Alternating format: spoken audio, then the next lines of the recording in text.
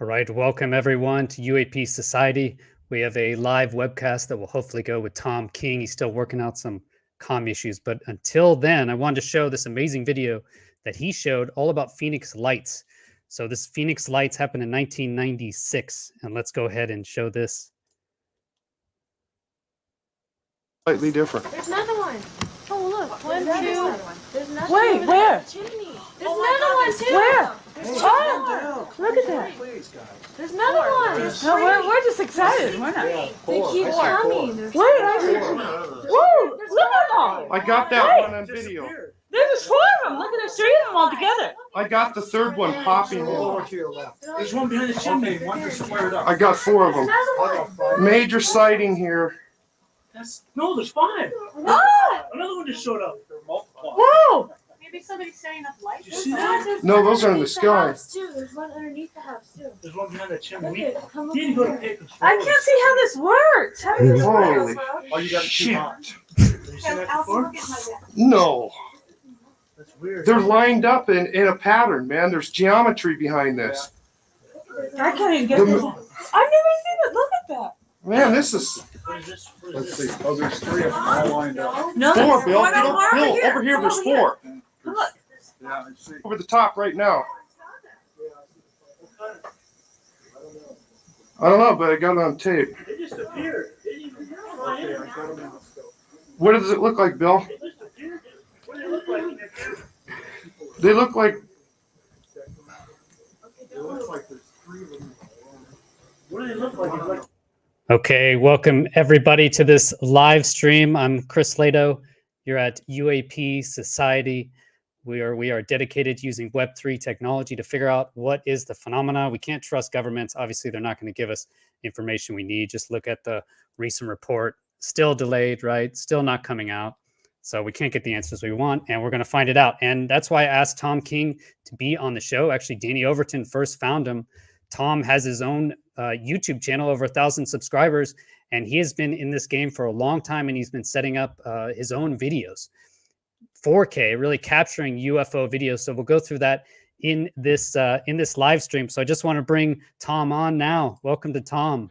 Thank you for being here. Hey, Chris. Thanks for having me. It's been a little rough this morning getting everything working. We had it working, and then it crashed, and I have about 8 computers, and Murphy's Law hit, and it hit hard.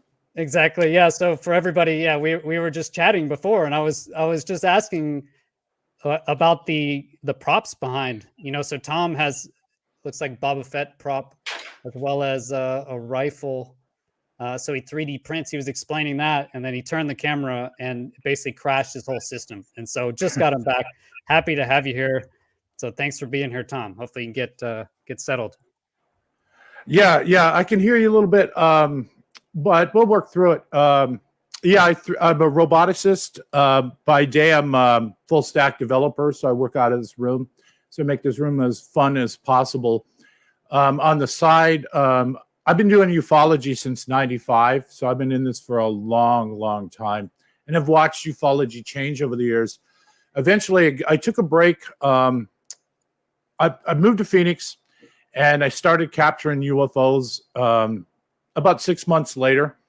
And I got maybe about half a dozen to a dozen daytime sightings with the Super VHS camera I had. And I was warning people, this is a hot spot. And a few months later, the Phoenix Lights happened. And I was there. And I became one of the 5 investigators that investigated that case. And it was hard to investigate a case you were personally involved with because you become very biased. I wrapped up my investigation at the end of '99.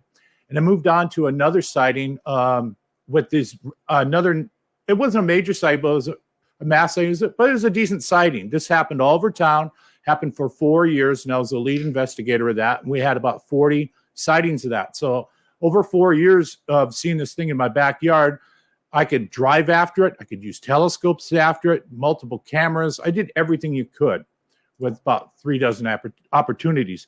Then I took a break for about 12 years, and I actually escaped the prison of ufology, because once you get down this rabbit hole, it's hard to find a ladder to climb out, man. I climbed out in 2003, and I started working on robots, and I went back to college, got more into computers. And then in 2015, I fell back in the rabbit hole again.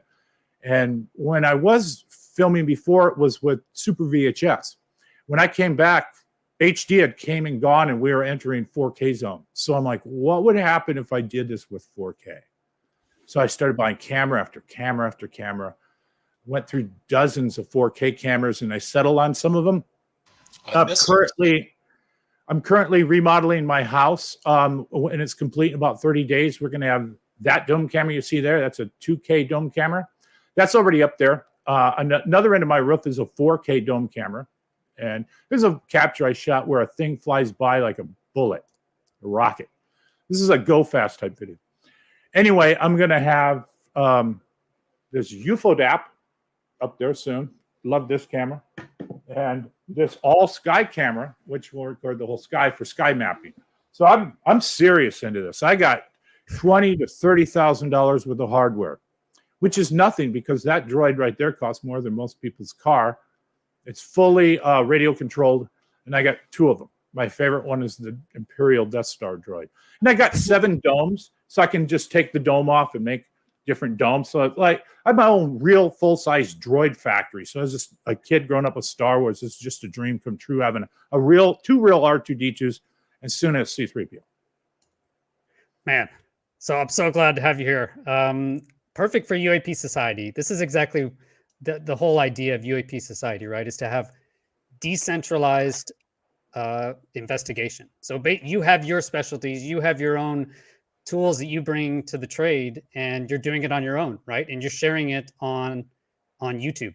You know, using I'm self-funded. I don't ask anybody for money. I got my channel up to finally 1,000 people. I checked out the monetization on it, and I demonetized it because I thought this is pretty much garbage. You know, if this is a quick 20-second video, I'm not going to make you watch an ad before that. So I think, what would I want to do? Would I want to see that? No. So it's not worth it anyway. This is about data. Since I came back and started Skywatching from 2015-ish, 16, I've got about 6 to 8 captures of the go fast type object. And let me tell you, I've seen your analysis of many of your videos, Chris. Been a fan for a while. That is not a balloon. That is a real thing. And out of my captures, what I see most of the stuff flying around, and I see it all the time, is go fast type videos. These objects are up there between 10,000 feet and higher. The objects are small. I've determined they're about 6 to 9 foot, no bigger than 9 foot for most of these. And they're going from point A to point B 90% of the time in today's sightings, the last 6 years. Sometimes you catch them stop. Now I got a go fast object that came to a stop, hovered, and then it went back where it came from. That's really damn hard to capture because you got to be persistent and have dumb luck. I remember this. I was just watching this one. I think this is your latest video. No, that's actually the first time people that's from 90. That was, I think, before the Phoenix Lights. That's a friend of mine had a digital camera. It was one of those Canon ones in the 90s that were white and they were bent. That was out of my price range. He goes, Tom, I got this for the weekend. Skywatch, see if you can get anything with it. So I skywatched with it, and I got a few digital captures. I think you showed at the front. It's a larger video camera, right? Anyway, that's what I was looking here. Is it looks like you got a capture of one of these objects stopping or at least maneuvering, right? So this was off. I think that was a Canon XL1. I can't remember because then we used it for 2 days. But that was the first time I used digital. I got them on Super VHS, VHS, VHS-C, High 8, HD, 4K, 2K. I mean, you name it. I'm way over 70 captures in almost 30 years of doing this. And what I noticed is things changed. A friend of mine who was with me when I recorded the Phoenix Lights, Bill Hamilton, he was at Giant Rock as a kid, I think before that rock split in half. And he knew people like George Adamski. And he talked about the old days when the UFOs would come in low, and that's when people would get disc pictures back before they had color film. And I said, well, what happened? Why aren't they here anymore? Why don't they come down this low? And he said, because the Air Force started shooting at them. So they went up a bit. Now, back what we're seeing here in the 90s, these things would come in low about 3,000 or 4,000 feet. They'd be under South Mountain type altitude. And we would spot them with the spotting scope and go, is this a balloon or is this something else? Because with our scope, we would see strings and whatnot. We always wanted to ID it and then film it.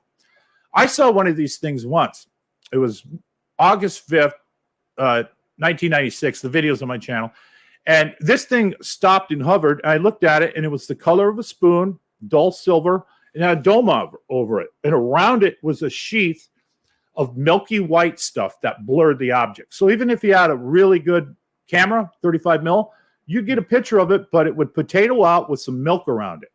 And I filmed it, and it was like maybe a 6x6 pixel potato. But it didn't deter me. I just kept skywatching and skywatching.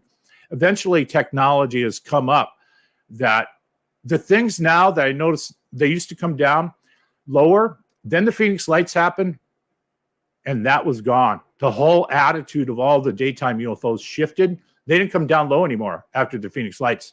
In fact, it died out. So you saw a change. So you're saying that this is before Phoenix Lights, right? So you're getting captured. Oh yeah, around there. Yeah. In the day. And you captured this, right? With your it was a longer camera. I was trying to get a video of that, but yeah, it's that was I think a Canon XL1. But now when I see them, they don't come down low anymore. I'm guessing and speculating because our technology's changed and we got way better cameras than 240 lines by 480. We're looking now at 4,000 pixels by 2,000 pixel scans across the sky. So I think they adjusted and they went up higher.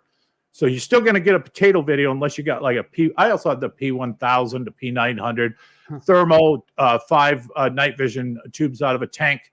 I 3D printed housings for those. What's the camera you're using now? Can you show those cameras again? I basically the ones. What cameras I'm using? At least 13. Is that this a UFO one is going on the have? roof. This is a UFO DAP. This one automatically watches the sky and then it records small clips.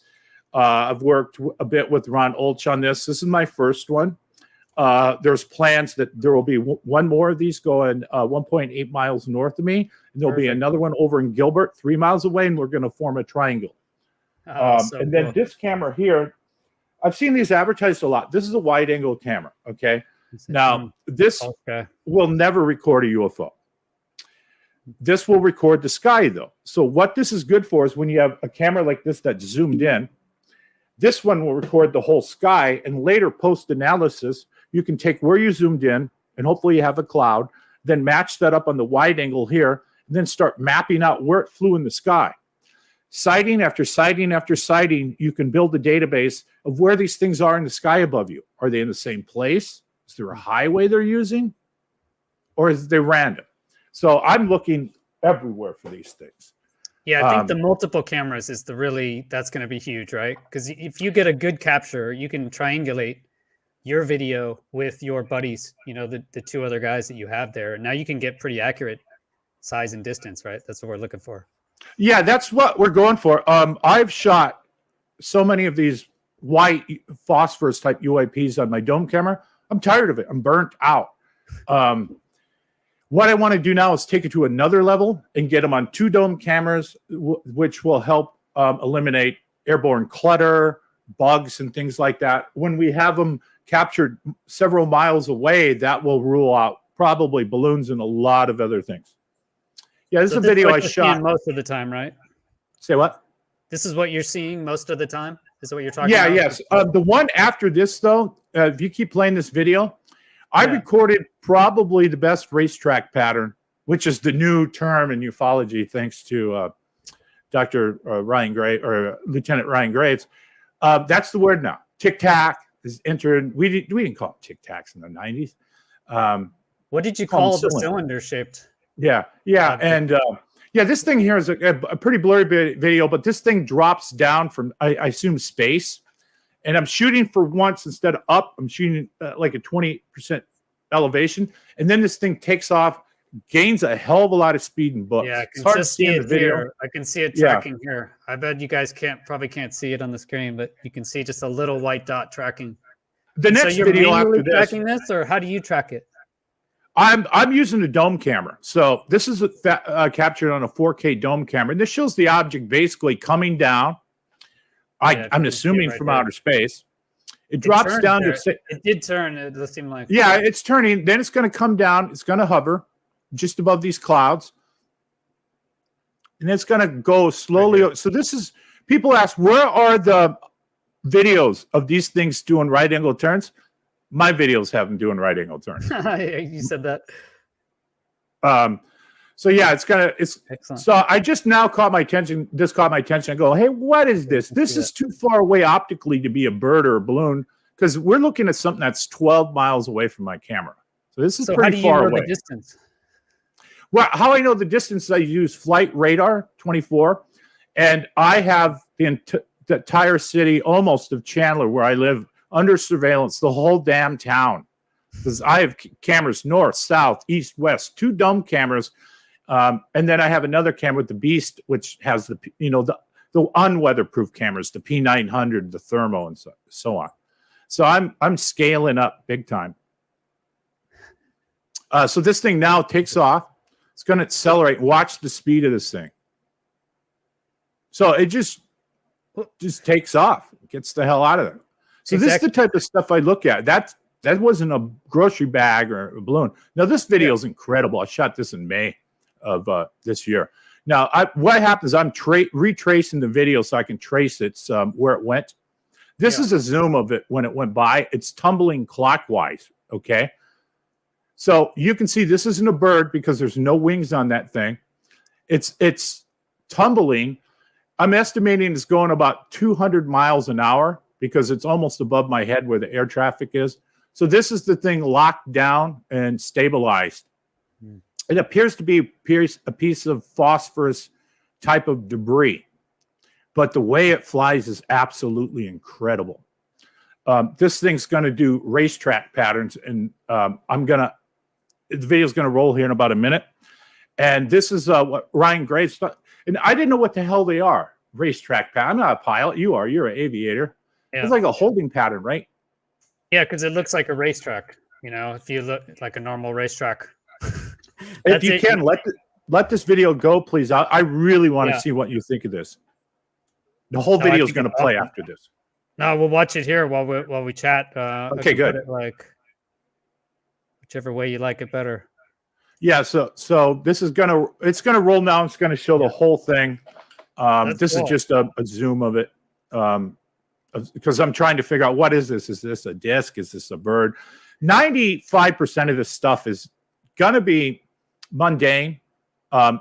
If you can get more information, you can almost always identify everything. And we're all hunting for that 5%. That 5%. And if I shot 100 videos, mathematically 95% can be eliminated. Maybe 5 would be good if I'm lucky.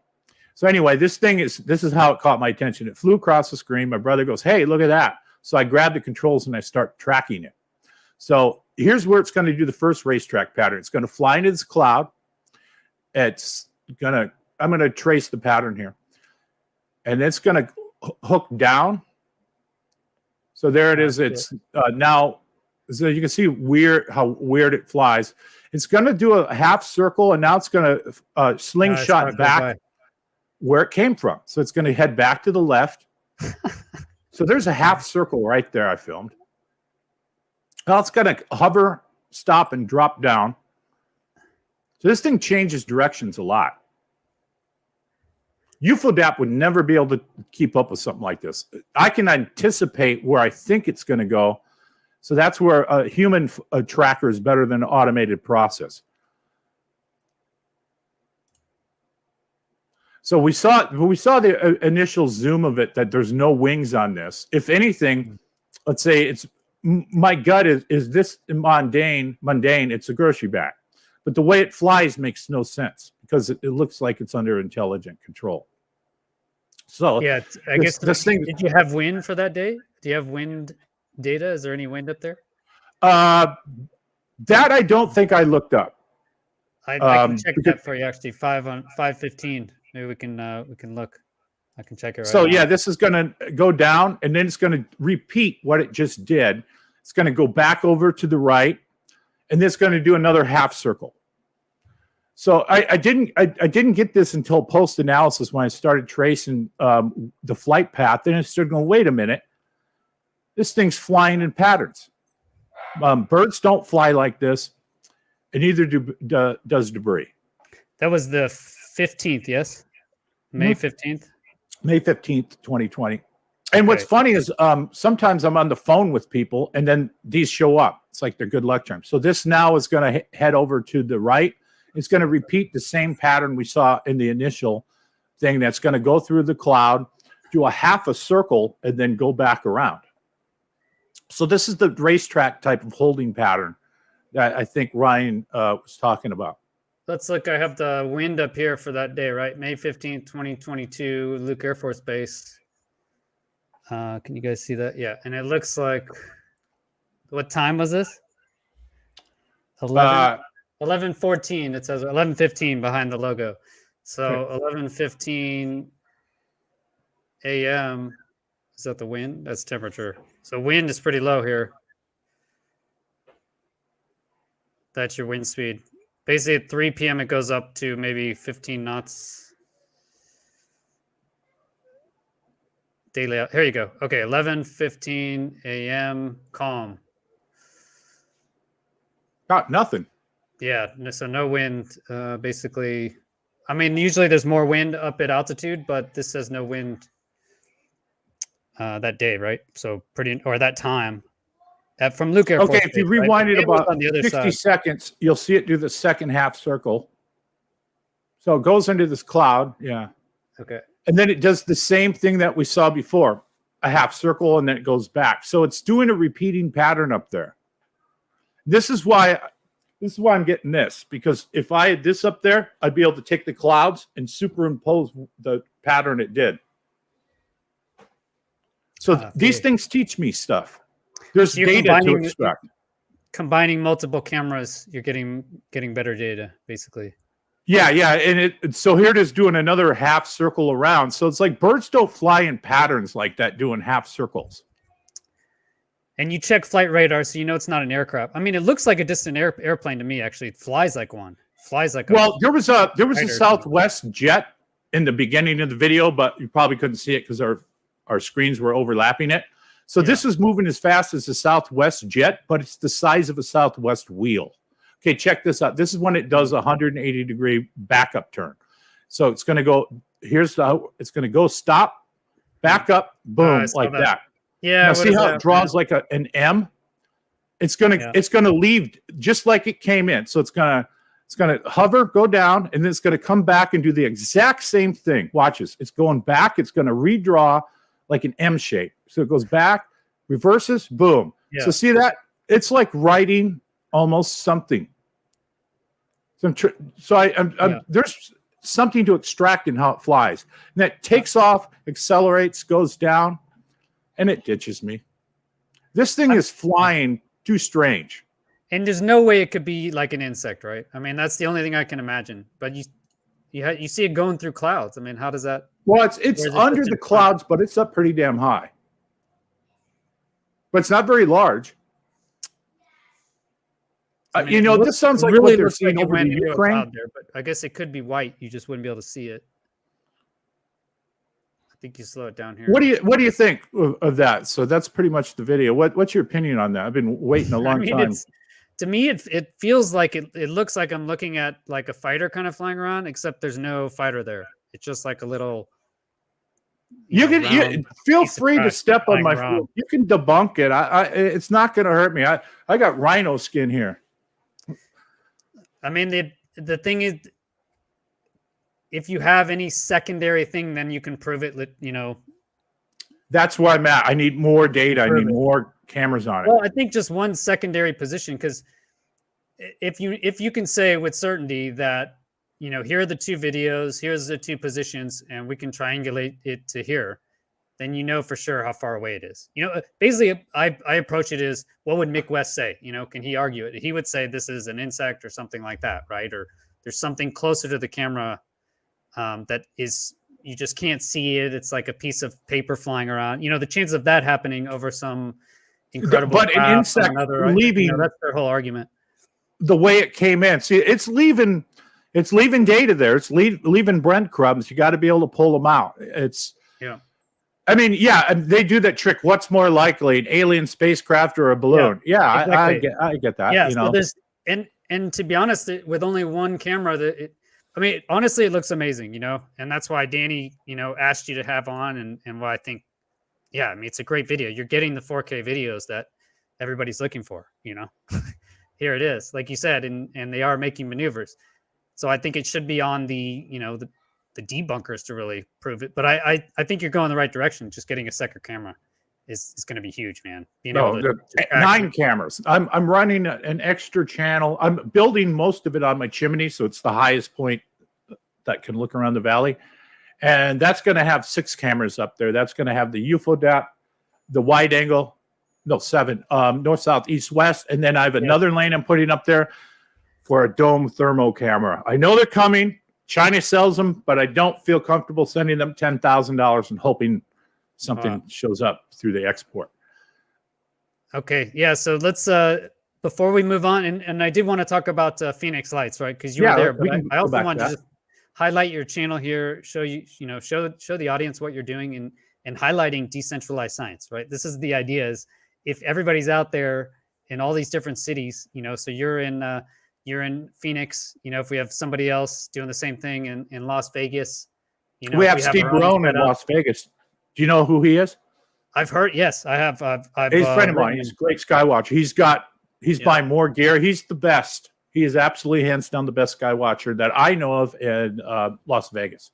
He's a guy like me, not quite as hardcore, but me and him are friends, and we're looking for the same thing. We're all trying to figure out what this is, and I've resigned myself. I've been doing this so long. I know I'm going to pass away and never know this, the truth of this, but I will move the ball forward as much as I can while I'm here.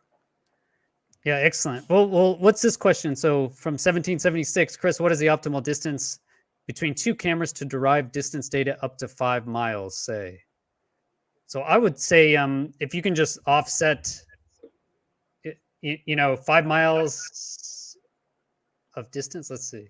What do you think? What do you think, Tom?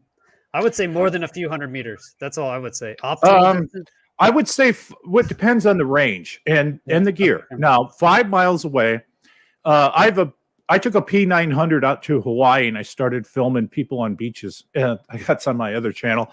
What I found out with the P900 is you can almost pull facial rec. I mean, the optimum distance for that camera is about 1.2 miles, and then it gets fuzzy for people's faces. Now, I have the P1000, which is a 4K upscale version. Optimum range for that's about 2 miles. So if you have 5 miles away for a P1000, and those are very, very hard to get anything on, that would be around the optimum range, but it's getting a little bit too far.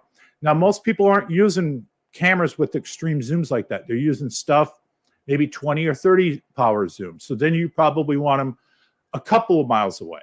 But like Rumsfeld said, you go to the war with the army you have, not the army you wish you have. And I think you skywatch with the gear you have, not the gear you wish you had, not the thermo and, you know, the stuff Dave Mason has with long range thermal that costs hundreds of thousands of dollars. So use what you have and you'll get something out of it. Yeah, so I think the answer there is based on your optimal range of your camera. So that seems like the best. You want to talk about Phoenix Lights? I do, man. Let's get 2 myths out of the way. 2 myths. First one, that the 10 p.m. video were flares, which I agree with, but it was a diversion to cover up what happened at 8:30. Absolutely not. I believed this at first because it made sense, but then you got to think about it.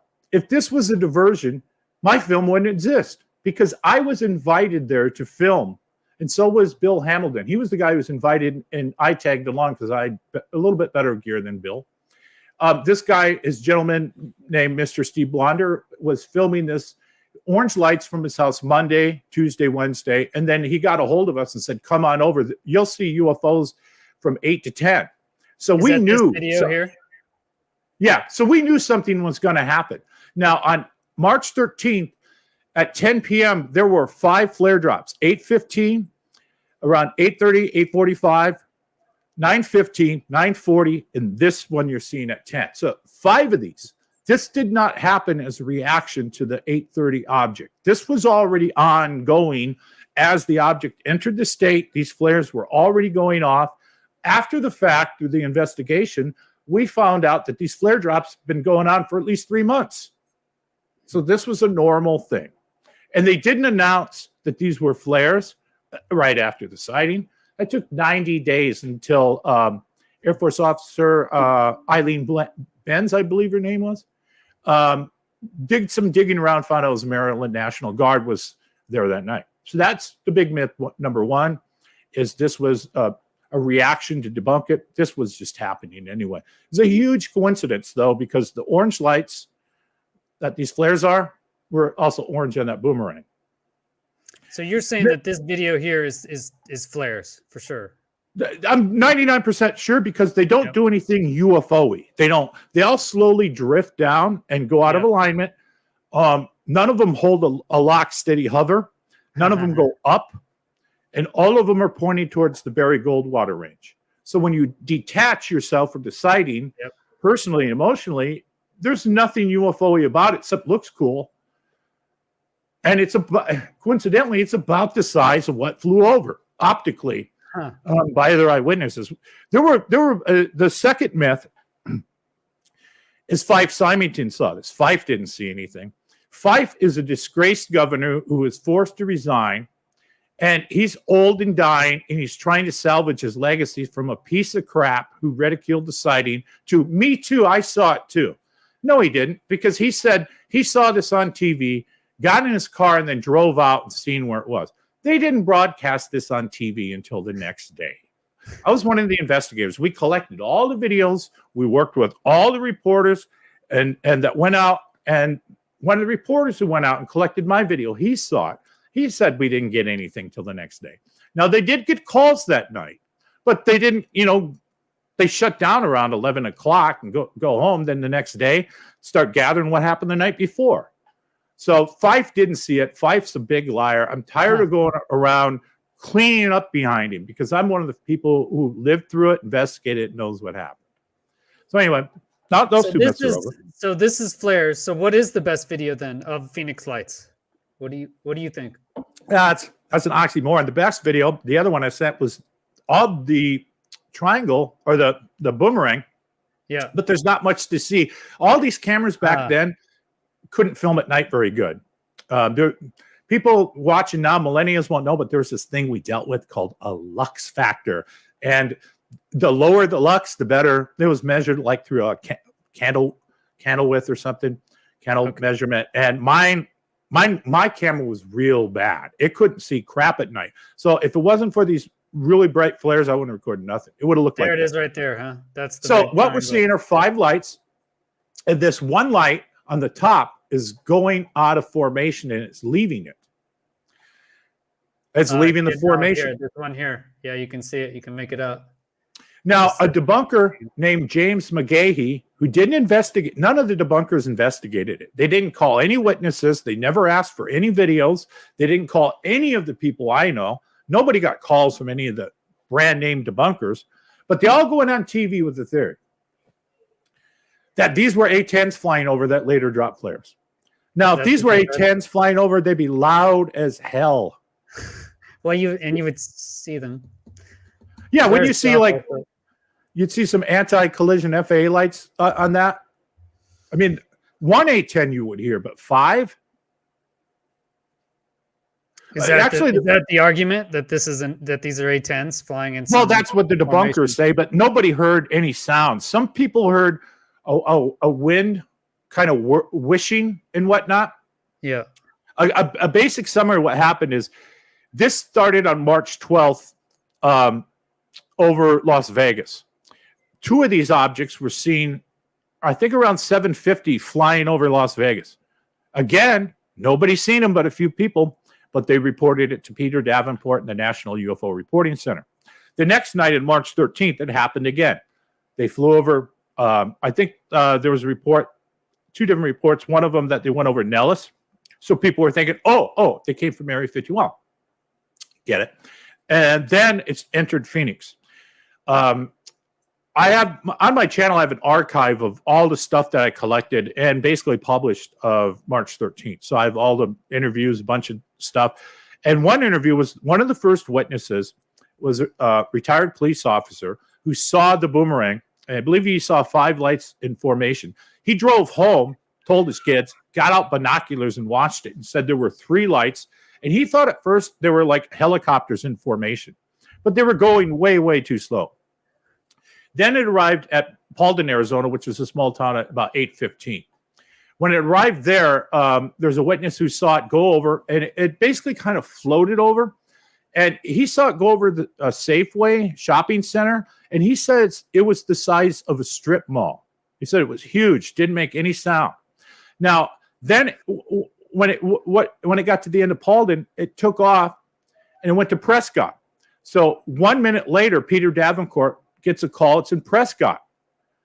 And okay, that's over 30-something miles away in 1 minute. So the math there is it did 1,600 miles an hour from one town to another to get there in a minute. Then it stops and it floats over. Now, when it gets to Prescott, multiple witnesses there seen it bank. Then it sped up and it took off and it started shooting towards Phoenix. So this was the MO of the object. It traveled all the way down the state, 90 minutes. But when it got to a major city, it floated about 35 miles an hour. And when it got to the edge of the town, then it shot off. Now, when they were saying, okay, so when it was there and Prescott, it almost hit a small aircraft. So this is where they're saying this was Kirk Russell. Kirk Russell reported that he saw this. Now, here's the thing we don't know about Kirk Russell's report. It was either he was in Prescott or he was landing in Phoenix. He was dropping his son off in a Cessna for a date.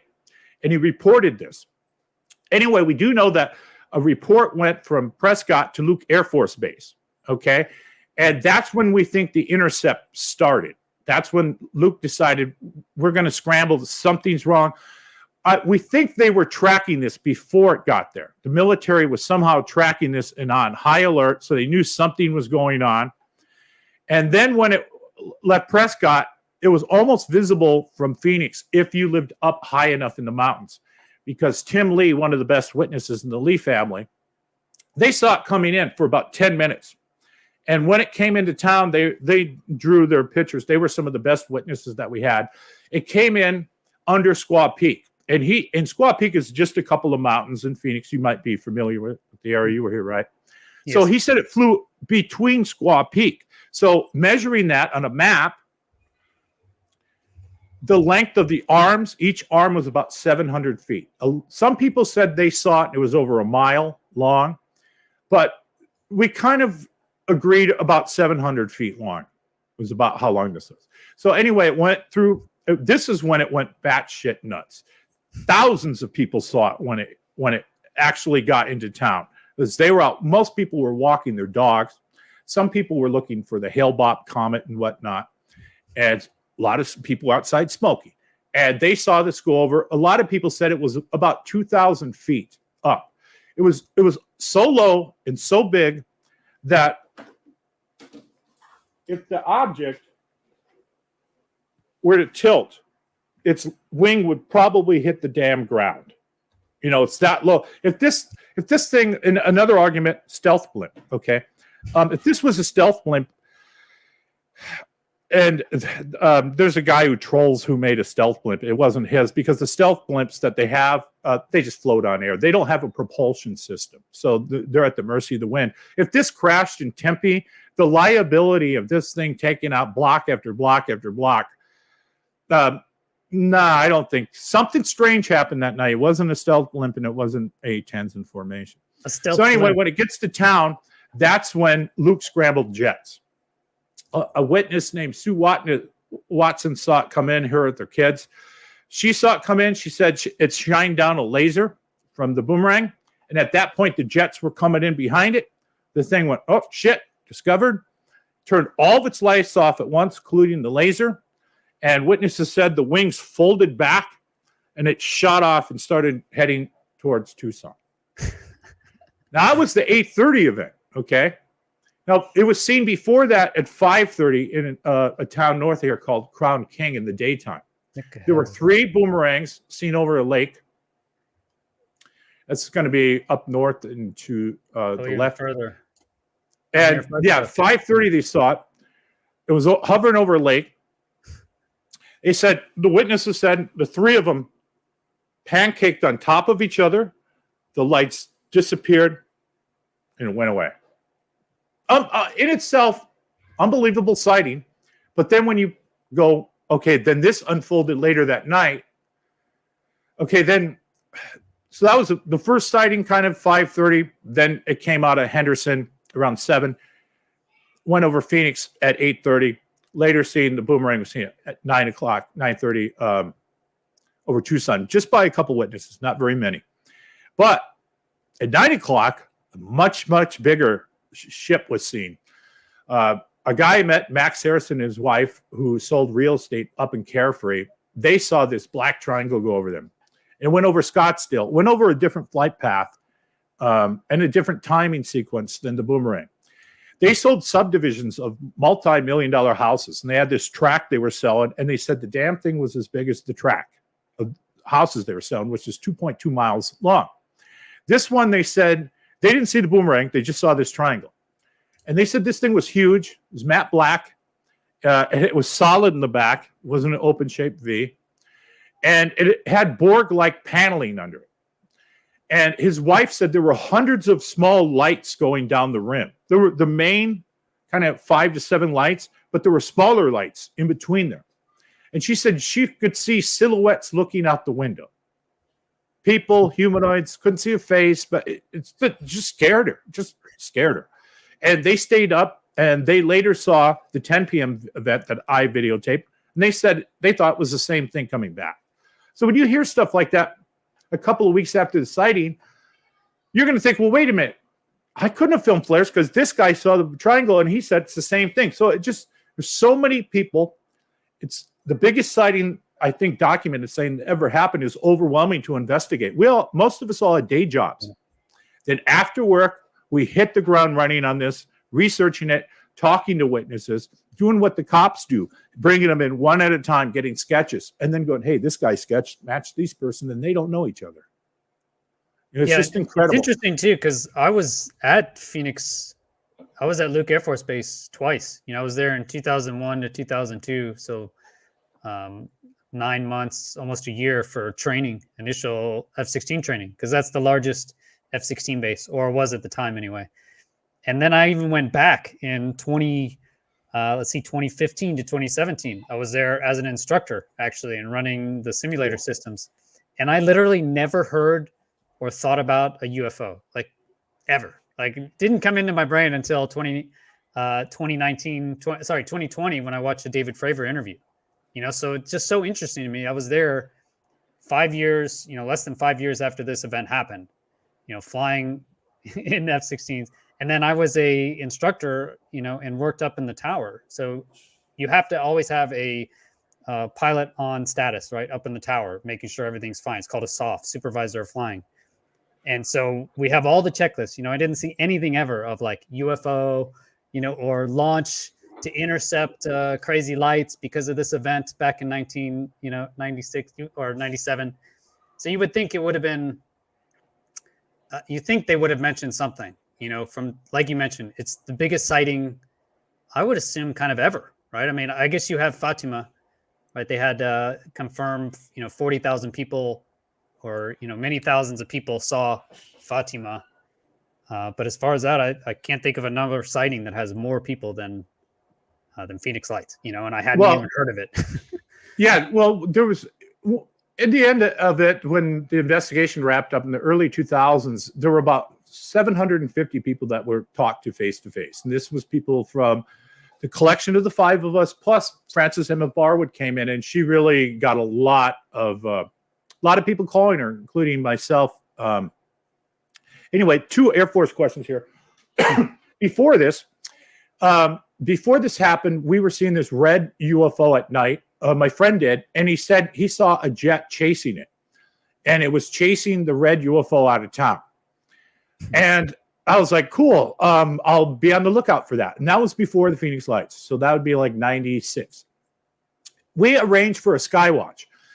He's coming over at my house. I'm setting up my tripod and my stuff. I have my camera that I filmed the Phoenix Lights on, always charged.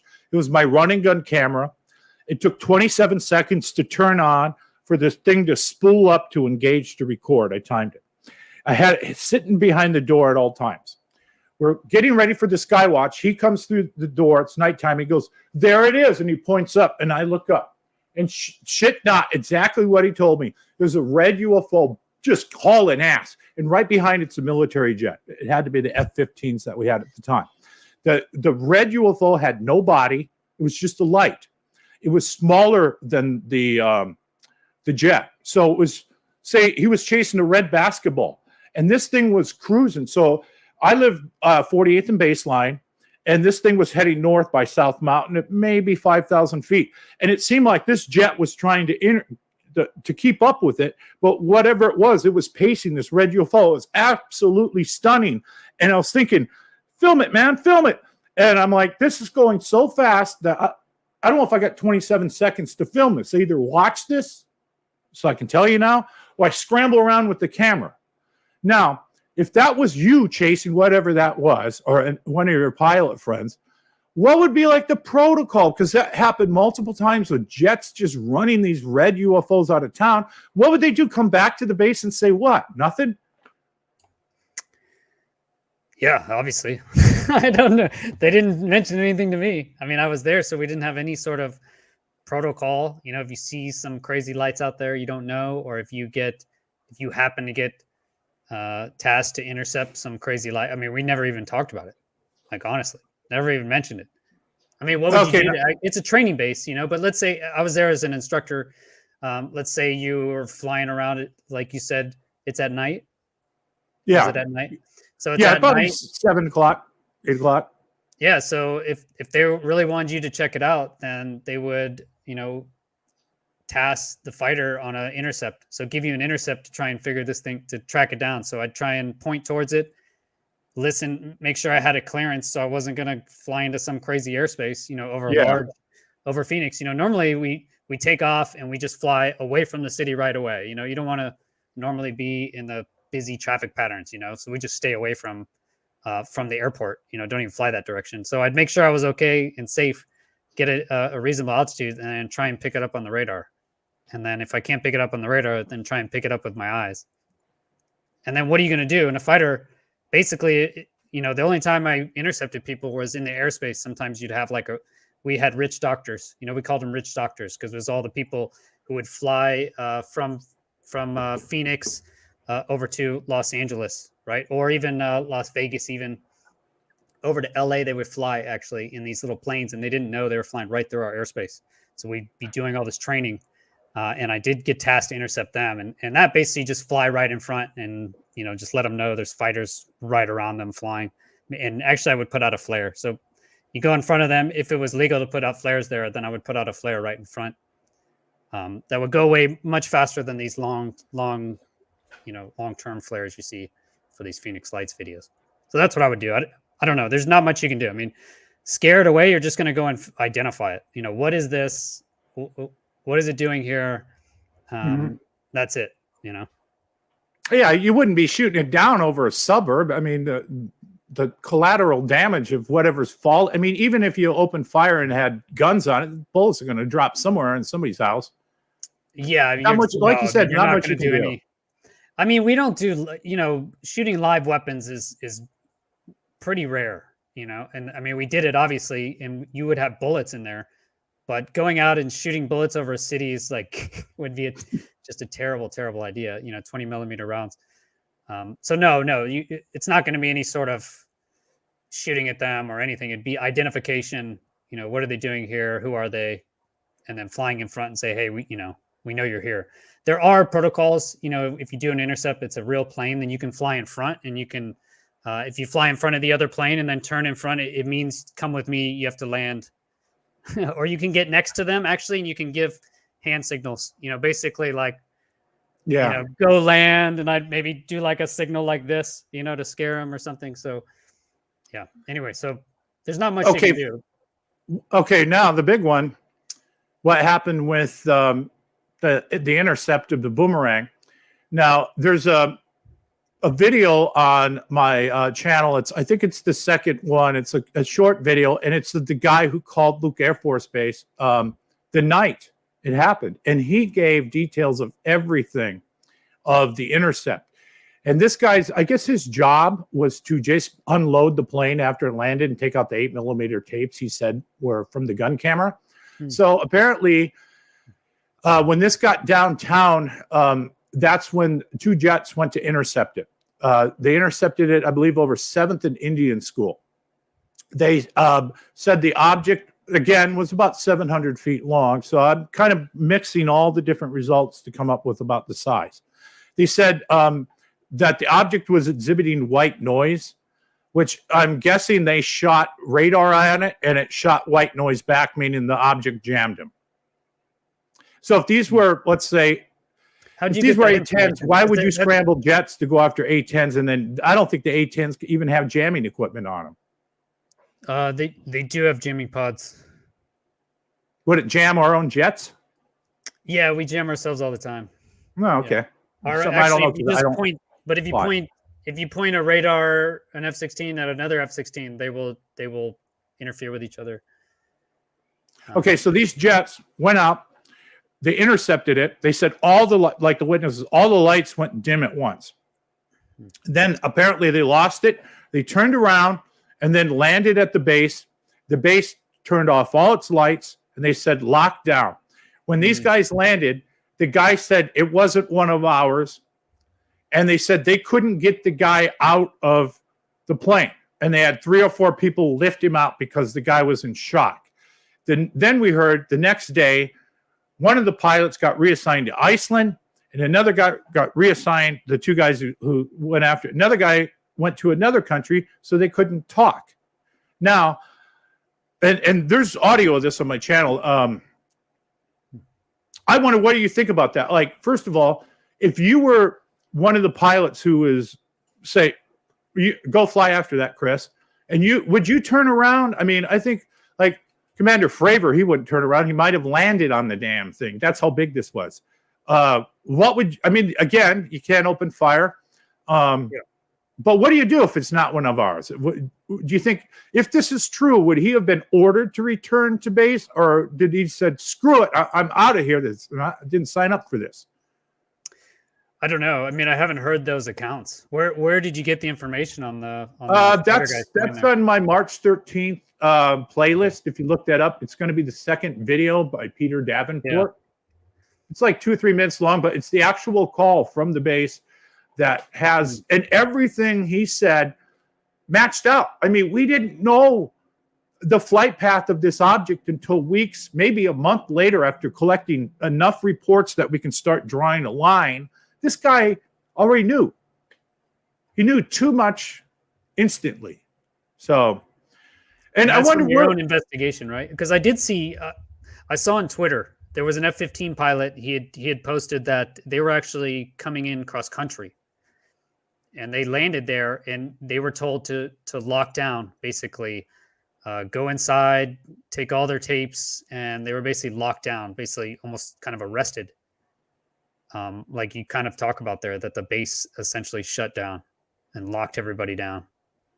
I've never heard of that. I heard one other story like that, an anecdote from a colonel, a U.S. Air Force colonel, and he said he was at one base one time. He hasn't gone public with it, but he was at a base, and he said he was there, and they said people just ran in and said, "Okay, everybody cover the windows. If anybody leaves or leaves a building, you're going to get an Article 15." And so they said they were just locked down for a few hours in their rooms. They couldn't leave. And finally they were released, because he said something went in the hangars, and they said they actually did give 2 Article 15s to supposedly guys that were in the hangars.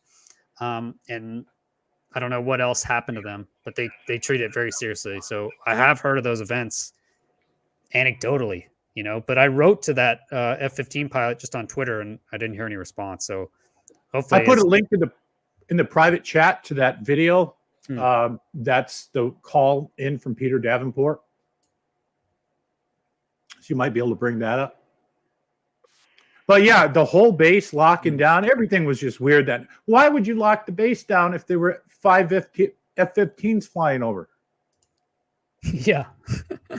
Well, you don't know what it is, right? You think it's a bomber, a crazy stealth bomber, a stealth blimp bomber.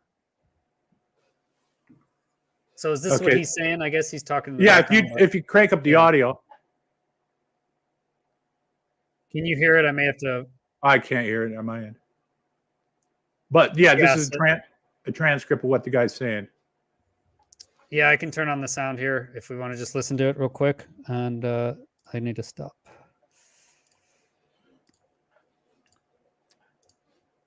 And the phone number came from Luke. So Tom, you'll hear the audio. It'll be kind of weird, but okay. No worries. So Luke Air Force Base is actually in Can you hear that? All right. I got off shift about 30 minutes ago.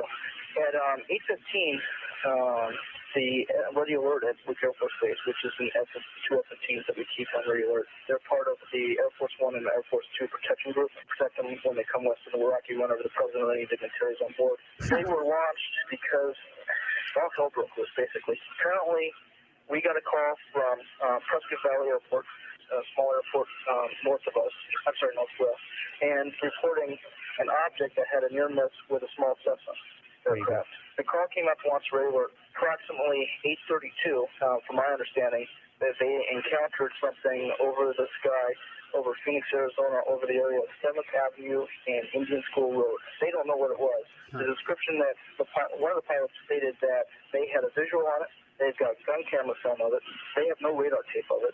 It scared the hell out of them. I've never seen this I'm talking about. Yes, man pilot of this particular flight. He'll never talk. He's a real professional. Never seen this man. Oh, I've never seen this man scared. Are you familiar with the term white noise, blanking out radar? My understanding is that's what they got, was strictly white noise. His statement was that they followed this aircraft.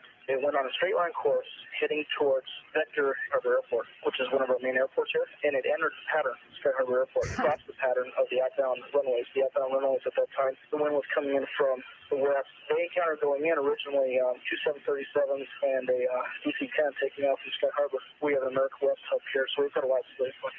This aircraft stated it was, his understanding was that it was at approximately 18,000 feet, descending to 10,005. When it got to Angels 10, 10.5, it completely dark. He doesn't know if it was one aircraft or several aircraft. He saw 5 distinct lights in a triangular pattern. First 3 lights were in a tight triangular formation. I think we saw. One of the rear lights was with starboard at about, he said that it was about 200 yards, and then the other light was at about 400 yards, also on the east side of the triangle, if you will. His belief is that this might have been more than one aircraft. He could not describe the aircraft. All he could say is that there were lights. There were no strobe lights. It was a light, he said, as bright as a star, not like the North Star. Right now, Mars and Jupiter are very bright in the sky. But this was not very bright, and they dimmed. And when they dimmed, he realized landing lights generally do not have that capability. They then went, and they dimmed in unison. After dimming, they went completely dark. The aircraft then passed into the pattern. They came back on, followed the straight line of 7th Avenue, which cuts right through Phoenix. And they kept on going. They turned into the pattern. They came back on approximately, and this followed the straight line of 7th Avenue, which cuts right through Phoenix. And they kept on going. They came back on. They passed a mountain called South Mountain. He was scared to death. I'm not sure what it was. After they landed, the base was, we had a complete lockdown. The facility was closed. Facility was closed. Wow. Wow, awesome. So that's on your Skywatch page, yes? Yeah. So okay. Does that sound like the normal reaction of them running into some A-10s, or did something else bigger happen that night? Yeah, exactly. So what on gun camera? So gun camera is really, it's just right in front of you. That's all it films. If you can imagine, it's just like a little square out in front of you. So that means if they were on gun camera, then, he was pointed right at it. And visual means they saw it. So when you said you saw the F-16 flying, tracking the UFO, what's interesting to me is that in order for the plane to follow it, it has to see it. The pilot has to see it. So picking up visual, lose sight, lose the fight, right? That's a classic fighter pilot term we always say, right? As soon as you can't see the other plane, it's very hard to maintain sight in the air. You lose, right? As soon as you lose sight of the guy you're fighting, it's a very bad feeling. All fighter pilots have felt it. So the fact is, he was chasing is he saw it. So that's interesting to me. So there's something there. You saw it, and the F-16 saw it. Same thing with this guy. So if he sees it, able to get visual with his eyes, and he tracks it with gun footage, that means they were pointing right at it. And then the white noise is, basically noise jamming. So electromagnetic radiation. If it's in the frequency band of our radars, then you're not going to see much. It seems like with these cases like the Tic Tac and the gimbal and this one, when they go out there and they try to shoot radar across it, they always get jammed. Seems to be a pattern here. I've heard of a few cases. Yeah. And these guys would be retired right now. Everybody who participated in that event would be retired. And it's frustrating that most of them don't talk. They barely got the guy who launched the flares at 10 p.m. to finally come out. 28 years later, a TV show I did a few years ago found the guy who launched the flares. So it's frustrating that people just don't talk about this. What do they have to lose? They're retired, like you. I mean, nobody's going to come and do anything, do you? Yeah, I don't know. They're scared to speak. They've been beaten down, I guess, not to talk about it. Maybe it's the stigma. They don't want to be laughed at or because this is not easy going public and putting your name out there. So I really commend you for just coming forward and even talking about it, just to get anybody you're good in your field. And I like that, unlike Mick West, you know your limitations. You know what you're not good at. I mean, I know I'm good at some things and I know other things I need to learn more about, but I'm not a master at every damn thing there is out there. I mean, if you were thinking that way and you were a pilot, you would just get yourself killed. Well, excellent, Tom. I hope, this video, this live stream cues some pilots out there. If you guys did see the Phoenix lights, be excellent to hear from it. If you guys have any additional videos about it, or if you can add anything to it, love to talk to one of those fighter pilots. If you're one of those F-15 guys, intercept, why die with this information? Share it out there. Let's get it out there, figure out. I mean, I think there was obviously something up there, or even the Apache guy. It was Apache. I don't know why, but there was an Apache helicopter up over around Picancho Peak on March 13th at night, and he shot his flare pod on the video I recorded and said there were just a bunch of flares. Okay, cool. It would be nice to see that, but I'm sure that got copied over. But it'd be nice to talk to the pilot if he's still alive. Have, just reminisce what you saw. There couldn't have been an order to cover this up. I mean, they're not going to say, don't talk about the flares or something. There's a lot of weird things. 10 o'clock. Okay, there were multiple events going on at 10 o'clock. The event I recorded at 10 o'clock, while that was going on, there was a pilot named Trig Johnson. He was working for Southwest as a captain. I think he had something like over 17,000 hours of flying time. He was driving down Scottsdale Road with his two sons, and he looks up and he sees a disc above him flying south down Scottsdale Road at 10, and he said it was over a mile long, right? Okay, this is while I'm shooting the stuff over the Estrellas. This is going on. Now, while that's going on, we have this truck driver named Bill Greiner who was coming down I-17, and he was helping build the 202 freeway. So he was driving back to the cement plant, which was by Luke. He saw two objects in the air close to Luke Air Force Base. I think he said these objects were orange with the red ring around them, and he said they were the size of hot air balloons internally lit. Now, this guy, Bill Greiner, says they launched Luke launched two jets with their afterburners on and went after this thing. And when they did, these objects shot straight up. That's three events happening at 10 o'clock. Now, apparently the base was locked down. So how are they doing intercept after intercept? Some of this stuff just doesn't jive because we don't have other witnesses to check out his story. Fourth event at 10 o'clock. There's witnesses that say they saw something crash or there was a fire over in the White Tank Mountains, and Luke was sending up jeeps or something to go after whatever had crashed on the White Tank Mountains. And there's a report on the National UFO Reporting Center that talks about this. And I'm thinking, so was there a UFO? There were so many UFOs that night. Did one of them crash? Did something crash earlier and they came in to retrieve it and this was a distraction? I often wonder why March 13th happened. I mean, this was a show of force. That's one thing all of us investigators kind of agreed is whatever that they were flexing their muscles that night. We heard that NORAD had went to DEFCON 3, so we almost went a nuclear. We thought I think the military thought this was a full-scale invasion.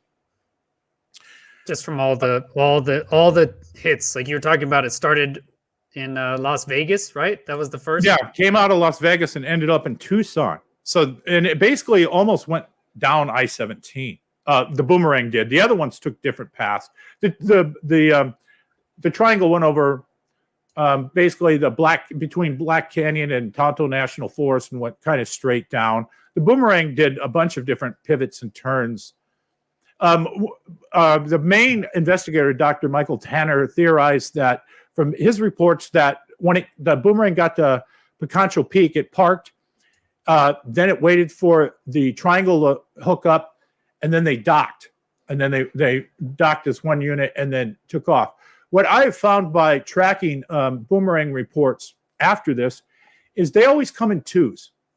They travel around in pairs. And I have another video on my channel of two Boomerangs flying over Ahwatukee.